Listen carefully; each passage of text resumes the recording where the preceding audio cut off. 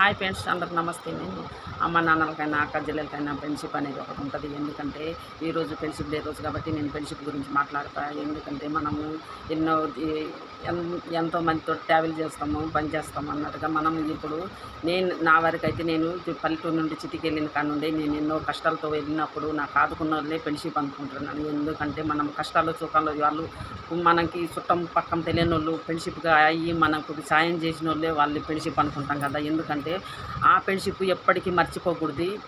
ఎన్ని ఎన్ని జన్మలు ఎత్తినా కూడా మర్చిపోకూడదు అంటారు.